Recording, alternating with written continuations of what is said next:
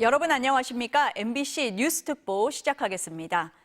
윤석열 대통령 탄핵 심판의 마지막 변론이 진행 중입니다. 윤석열 대통령도 최종 진술을 할 예정인데요. 헌법재판소에 나가 있는 취재기자 연결하겠습니다. 유서영 기자, 오늘 변론 어떻게 진행되고 있습니까? 네, 윤석열 대통령 탄핵 심판의 최종 11차 변론이 오후 2시부터 진행 중입니다. 윤 대통령은 평소보다는 다소 늦은 4시 40분쯤 헌재에 도착했습니다. 먼저 국회 측 대리인단이 30분가량, 윤 대통령 측이 40분가량 증거 제출 요지를 설명했는데요. 국회 측은 비상계엄 당일 계엄군이 국회에 단전을 시도하는 CCTV 영상과 국회의원을 끌어내라는 말을 들은 적 없다고 한 김현태 707 특임단장의 헌재 증언을 반박하는 언론 보도 등을 제시했습니다. 문을 부수고 국회의원을 끌어내라는 대통령의 지시가 있었다는 군 관계자 진술도 재확인했습니다. 윤 대통령 측은 대통령 권한인 비상계엄이 사법심사 대상이 아니라는 주장을 뒷받침하기 위한 증거들을 설명했습니다. 우원식 국회의장과 이재명 민주당 대표는 막는 사람도 없는데 담을 넘었다고 했고, 야당 의원들도 아무 제지 없이 들어왔다고 주장했습니다. 증거 조사를 마친 뒤 양측은 2시간씩 주어진 마지막 변론을 하고 있는데요. 국회 측은 파면만이 신속한 답이라며 9명의 변호사가 연달아 발언하면서 탄핵안 인용이 필요한 이유를 강조하고 있습니다.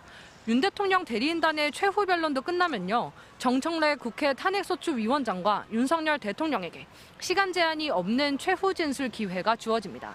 그동안 윤 대통령이 구치소에서 연일 대리인단과 접견하며 직접 준비해온 것으로 알려진 최종 발언에 사회적 혼란에 대한 대국민 사과 메시지가 담길지에도 관심이 쏠립니다. 오늘 최종 변론이 있고 선고가 있을 텐데요. 어떤 절차가 예정돼 있습니까?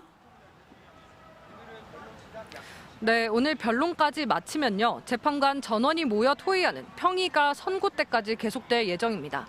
박 전 대통령 탄핵 심판 당시에도 평의는 거의 매일 열렸습니다.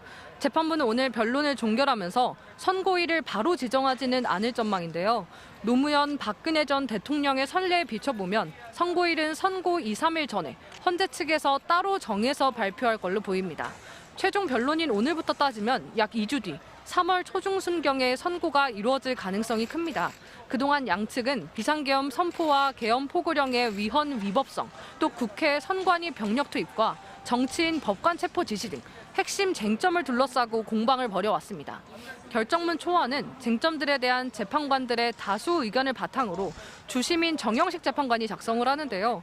최종 논의를 마친 뒤에는 재판관들의 개별 의견을 반영한 결정문 최종본을 만들고 재판관 전원이 서명 날인함으로써 완성합니다. 6명 이상이 인용 의견을 내면 파면이 이루어집니다. 지금까지 헌법재판소에서 전해드렸습니다.